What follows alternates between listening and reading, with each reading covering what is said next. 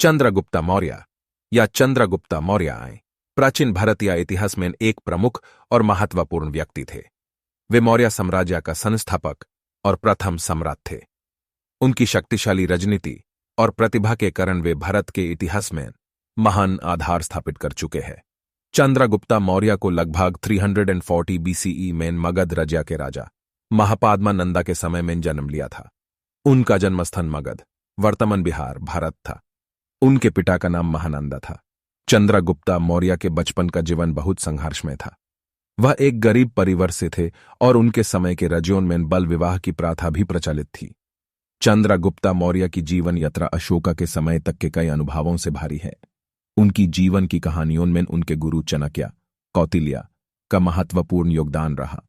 चाणक्य ने चंद्रगुप्त मौर्य को राज्यकारिता की शिक्षा दी और उन्हें शक्तिशाली राजनीति के तर्क और तंत्रों में निपुण बनाया।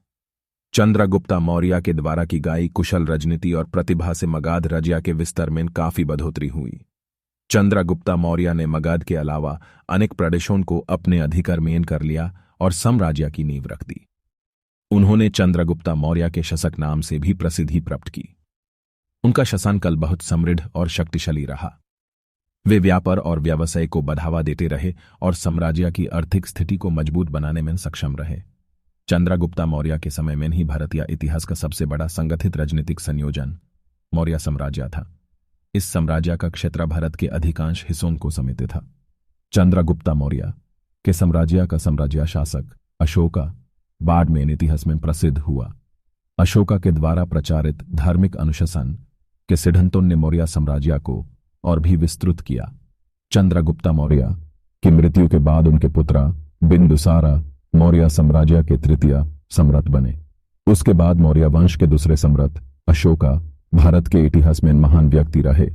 चंद्रगुप्त मौर्य के जीवन और राजनीति की गाथा हमें एक शक्तिशाली एवं प्रगतिशील शासक की मिसाल प्रदान करती है, जिन्होंने अपने संघर्ष और मेहनत से एक साम्राज्य की नींव रखी और भारत के इतिहास में अपना स्थान स्थापित किया।